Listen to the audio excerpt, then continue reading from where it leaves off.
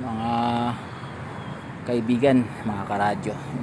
Medyo may project tayo. Ito, fiber galing sa labas. Galing sa labas. So ito yung aking camera, IP cam. So puro kable. So binao namin hanggang sa taas, paikot. Yan. So nakabaon si fiber ipalabas. Yan, puro nakabaon yan hanggang doon sa gasolinahan. Hanggang sa gasolinahan yan, nakabaon si fiber. So labas dito, paglabas dito, yan fiber din yan. Fiber. So sa labas ako doon, sa diretso doon. Diliko yung fiber. So ito pa yung gagamitin namin lagyan ng fiber. So papasok doon, baon din uli. Okay. So maraming camera dyan sa gasolinahan yan. Yan camera yan. Yan. Ayan, may camera. So madaming camera dyan. 4 yung nasa gasolinahan. So doon sa bahay is 6, 10 siya. Naka fiber siya, baon sa lupa. Tapos naka PVC lahat paikot. Naka PVC lahat yan paikot. Lahat ng lahat ng camera. Nakahirap. Yung aking So ngayon magbabaon uli. Papasok na sa loob.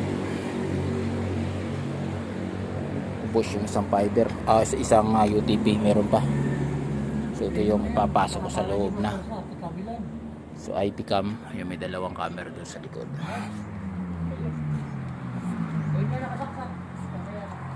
Ayan, kabilaan.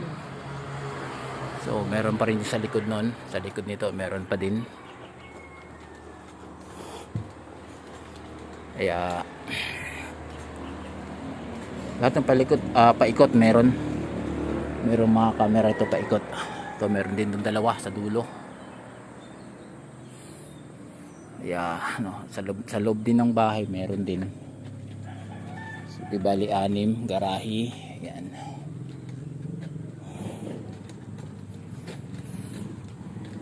Sige guys, magandang hapon. So gawa namin ni isang araw at kalahati na. Yun yung aking POA at saka hub, yung NBR.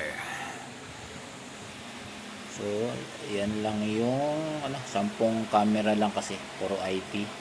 So yung 4 yung nasa malayo, yan yung 6 sa loob ng bahay.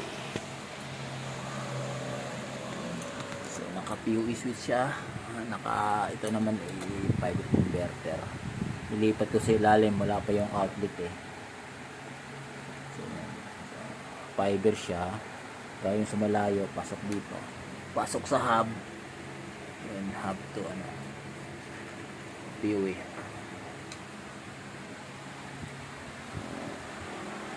Yan yung final guys. So hiniwalay ko lang para medyo bukod kasi yung 4.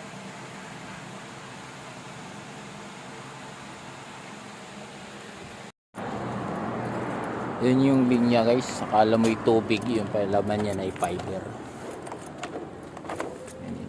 So yan yung linya ko, yung blue. Fiber ang laman niyan, 2.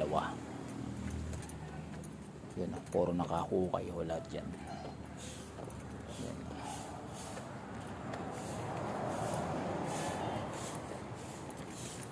Nakahukay, nakaliko ho din